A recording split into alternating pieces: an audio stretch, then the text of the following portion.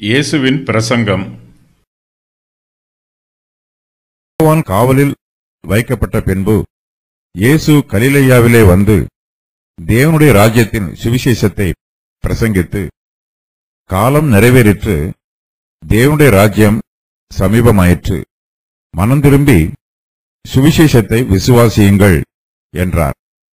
அவர் கலிலேயா கடலோரமாய் நடந்து போகையில் மீன் பிடிக்கிறவர்களாயிருந்த சீமோனும் அவன் சகோதரன் அந்திரேயாவும் கடலில் வலை போட்டுக் கொண்டிருக்கிற போது அவர்களை கண்டார். இயேசு அவர்களை நோக்கி, என் பின்னே வாருங்கள், உங்களை மனுஷரை பிடிக்கிறவர்கள் ஆக்குவேன் என்றார். உடனே அவர்கள் தங்கள் வலைகளை விட்டு அவருக்கு பின் சென்றார்கள். அவர் அவ்விடம் விட்டு சற்று அப்புறம் போனபோது செபதேயுவின் குமாரன் யாக்கோபும் அவன் சகோதரன் யோவானும் படவிலே வலைகளை பழுது பார்த்துக் கொண்டிருக்கிறதைக் கண்டு உடனே அவர்களையும் அழைத்தார். அப்பொழுது அவர்கள் தங்கள் தகப்பனாகிய செபதேயுவை கூலியாட்களோட படவிலே விட்டு அவருக்கு பின் சென்றார்கள். பின்பு கப்பர்நகூமுக்கு போனார்கள். உடனே அவர் ஓய்வு நாளில் ஜெப ஆலயத்திலே பிரவேசித்து போதகம் பண்ணினார். அவர் வேத பாரகரைப் போல போதியாமல் அதிகாரமுடையவராய் அவர்களுக்கு போதித்தபடியினால் அவருடைய போதகத்தை குறித்து ஜனங்கள் ஆச்சரியப்பட்டார்கள். தேவனுடைய ராஜ்யத்தின் சுவிசேஷம். இயேசு கிறிஸ்து கலிலேயாவிலே வந்து பிரசங்கம் பண்ணுகிறார். யோவான் ஸ்நானன் காவல் வைக்கப்படுகிறான். அதன் பின்பு இயேசு கலிலேயாவுக்கு வருகிறார். இயேசு கிறிஸ்துவை பற்றிய சாட்சியை யோவான் அறிவித்து முடித்த பின்பு இயேசு கிறிஸ்து தமது ஊழியத்தை ஆரம்பிக்கிறார். இயேசு கிறிஸ்துவின் பிரசங்க செய்தி தேவனுடைய ராஜ்யத்தின் சுவிசேஷமாகும். மனுஷர் மத்தியில் தேவனுடைய ராஜ்யத்தை ஸ்தாபிப்பதற்காக இயேசு கிறிஸ்து இந்த பூமிக்கு வந்திருக்கிறார். தமது சுவிசேஷத்தை பிரசங்கிப்பதன் மூலமாகவும் தமது பிரசங்க வார்த்தைகளை அற்புதங்களினாலும் அடையாளங்களினாலும் உறுதி பண்ணுவதன் மூலமாகவும் இயேசு கிறிஸ்து மனுஷர் மத்தியிலே தேவனுடைய ராஜ்யத்தை ஸ்தாபிக்கிறார். காலம் நிறைவேறிற்று, தேவனுடைய ராஜ்யம் சமீபமாயிற்று என்பது இயேசு கிறிஸ்து பிரசங்கித்த சத்தியமாகும். தம்முடைய பிரசங்கத்தை கேட்கும் ஜனங்களிடம் இயேசு கிறிஸ்து இந்த காலத்தின் முக்கியத்துவத்தை பற்றி அறிவிக்கிறார். தெய்வீக வெளிச்சம், தெய்வீக அன்பு, நித்திய ஜீவன் ஆகியவை இந்த காலத்தில் ஜனங்களுக்கு வெளிப்படுத்தப்பட்டிருக்கிறது. ஜனங்கள் ரட்சிப்பை பெற்றுக்கொள்வதற்கு இதுவே தேவன் நியமித்த காலமாகும். தேவன் தமக்குரிய காலத்தில் ஒவ்வொரு காரியத்தையும் நேர்த்தியாக நிறைவேற்றுகிறார். அந்த காலம் இப்போது நிறைவேறி இருக்கிறது. ஆகையினால் தேவனுடைய ராஜ்யம் ஜனங்களுக்கு இதற்கு முன்பு இருந்ததை விட இப்போது சமீபமாயிற்று. ஜனங்கள் இந்த காலத்தை புரிந்து கொள்ள வேண்டும். இந்த காலத்தில் தாங்கள் செய்ய வேண்டிய கடமைகளை அறிந்து வைத்திருக்க வேண்டும். இஸ்ரவேல் என்ன செய்ய வேண்டும் என்று யூத ஜனங்களுக்கு தெரிந்திருக்க வேண்டும். தங்களுடைய மேசியா ஆடம்பரமாகவும் ஆரவாரமாகவும் வருவார் என்று இஸ்ரவேல் ஜனங்கள் எதிர்பார்க்கிறார்கள். அவர்கள் எதிர்பார்க்கும் தேவனுடைய ராஜ்யம் இப்போது சமீபமாயிற்று. இது யுத்தத்தின் காலம். வெற்றி பெறுவதற்காக அவர்கள் யுத்தத்திற்கு ஆயத்தப்பட வேண்டிய காலம். தேவனுடைய ராஜ்யம் சமீபமாக இருப்பதினால் ஜனங்கள் மனம் திரும்பி சுவிசேஷத்தை விசுவாசிக்க வேண்டும் என்று இயேசு கிறிஸ்து பிரசங்கிக்கிறார். மனம் திரும்புவதன் மூலமாக நம்முடைய பாவங்களுக்காக நாம் வருத்தப்பட்டு அந்த பாவங்களை விட்டு விலகி வருகிறோம். நமது விசுவாசத்தினால் அந்த பாவங்களில் இருந்து மன்னிக்கப்பட்டு தேவனுடைய பாவ மன்னிப்பை பெற்றுக்கொள்கிறோம். மனம் திரும்புவதும் விசுவாசிப்பதும் இணைந்து செயல்பட வேண்டும். இயேசு கிறிஸ்துவின் நீதியையும் கிருபையையும் நாம் விசுவாசிக்காமல் நம்முடைய ஜீவியம் ரட்சிக்கப்பட முடியும் என்று எதிர்பார்க்க கூடாது. அதே வேளையில் நம்முடைய இருதயமும் ஜீவனும் மாற்றமடையாமல் இயேசு கிறிஸ்து நம்மை ரட்சிப்பார் என்றும் எதிர்பார்க்க கூடாது. நம்முடைய மனம் திரும்புதலையும் விசுவாசத்தையும் இயேசு கிறிஸ்து இணைத்து வைத்திருக்கிறார்.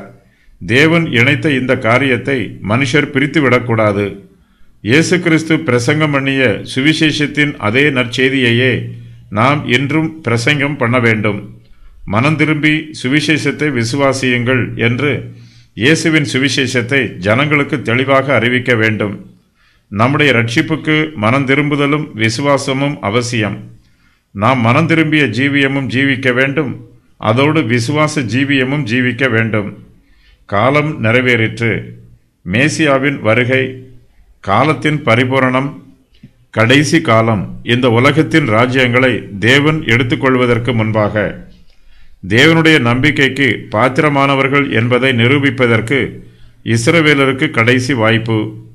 கிருபை, சத்தியம் ஆகியவற்றின் முழுமை, தேவனை பற்றிய அறியாமை அகன்று போகும் காலம், பரலோக ராஜ்யம் அறிவிக்கப்படும் காலம், மனுஷர் மத்தியில் தேவனுடைய ராஜ்யம் முழுமையாக நிரூபிக்கப்படும் காலம், கர்த்தருடைய அனுக்கிரக வருஷம், யூதரும் புறஜாதியாரும் சேர்ந்து ஆலயத்தை கட்டுவது, உலகத்தின் சுவிசேஷ ஊழியம், பழைய உடன்படிக்கை அகற்றி போடப்படும் காலம். மனந்திரும்புங்கள் என்னும் இந்த செய்தியை யோவான், இயேசு, அப்போஸ்தலர் ஆகியோர் பிரசங்கம் பண்ணினார்கள். இவர்களைத் தொடர்ந்து இன்று வரையிலும் சுவிசேஷ செய்தியை பிரசங்கம் பண்ணுகிறவர்கள் மனந்திரும்புங்கள் என்னும் செய்தி யூதருக்கு மட்டும் என்றோ ஆதி திருச்சபையாருக்கு மட்டும் என்றோ பொருள் கூறக்கூடாது. இந்த செய்தி எல்லோருக்கும் எக்காலத்திற்கும் உரியது. ரட்சிக்கப்படுவதற்கு 2 காரியங்களை செய்ய வேண்டும். அவையாவன: மனம் திரும்ப வேண்டும், சுவிசேஷத்தை விசுவாசிக்க வேண்டும், கீழ்ப்படிய வேண்டும். என் பின்னே வாருங்கள்.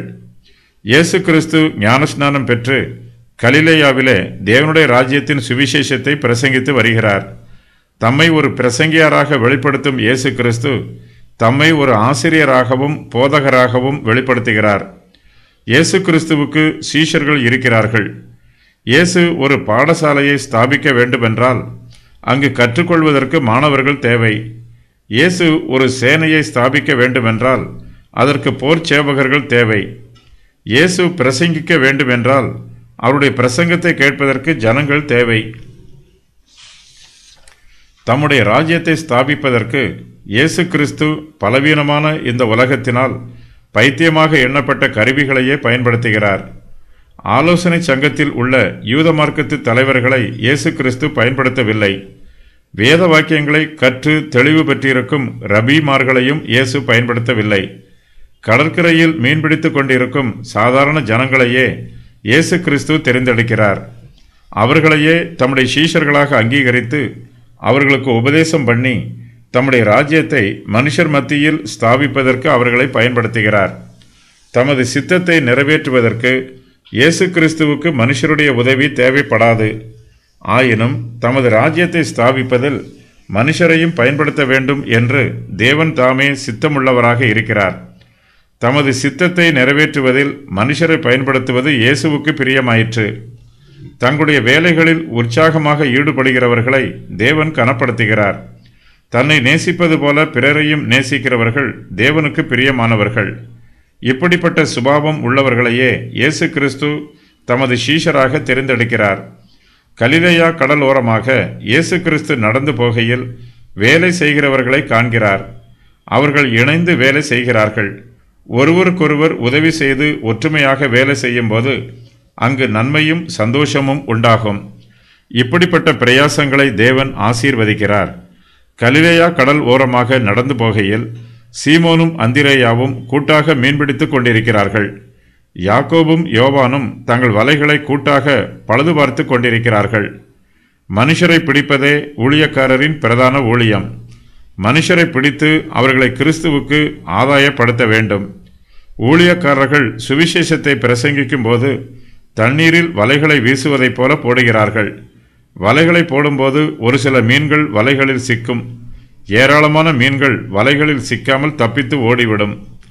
கடலில் மீன்பிடிக்கச் செல்லும் மீனவர்கள் தங்களுக்கு ஒரு மீனும் கிடைக்கவில்லை என்றாலும் அவர்கள் மறுநாளும் கடலுக்கு மீன்பிடிக்க போவார்கள். இது போலவே கிறிஸ்துவின் ஊழியத்தை செய்யும் ஊழியக்காரர்கள் சோர்வடைந்து போகாமல் விடாமுயற்சியோடு ஊழியம் செய்ய வேண்டும். தமது ஊழியத்திற்காக இயேசு கிறிஸ்து யாரை அழைக்கிறாரோ அவர்கள் எல்லாவற்றையும் விட்டுவிட்டு அவருக்கு பின் செல்ல வேண்டும். இவ்வாறு விட்டுவிடுவதற்கு தேவனுடைய கிருபை அவர்களை பலப்படுத்தும்.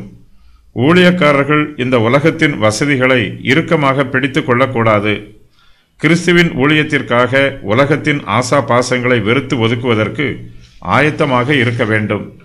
யாக்கோபையும் யோவானையும் இயேசு கிறிஸ்து தமது ஊழியத்திற்கு அழைத்தார். அப்போது அவர்கள் தங்கள் தகப்பனாகிய செபதேயுவை கூலியாட்களோடு படவிலை விட்டு இயேசுவுக்கு பின் சென்றார்கள்.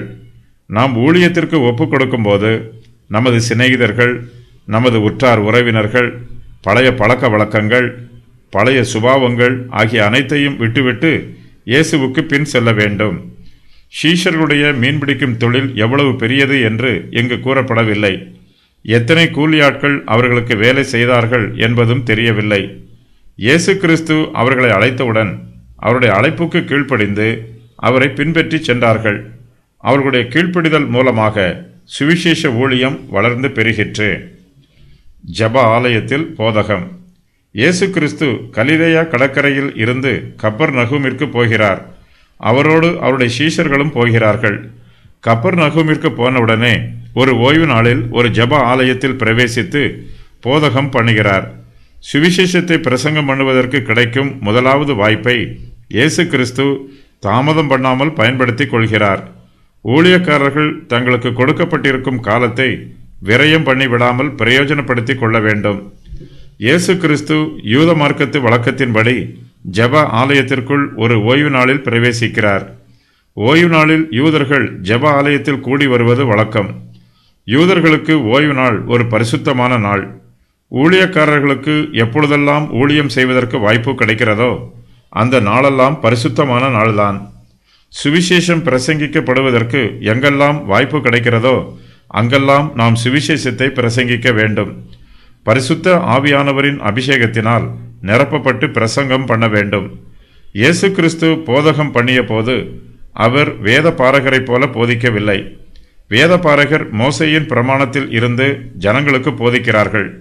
ஆனால் இயேசு கிறிஸ்துவோ தமது இருதயத்தில் இருந்து எடுத்து பேசுகிறார். வேத பாரகர் அதிகாரம் உடையவர்களாய் போதிக்க மாட்டார்கள். அவர்களுடைய போதனையின் அதிகாரம் மோசையிடமே இருக்கிறது. இயேசு கிறிஸ்துவோ அதிகாரம் உடையவராய் அவர்களுக்கு போதிக்கிறார்.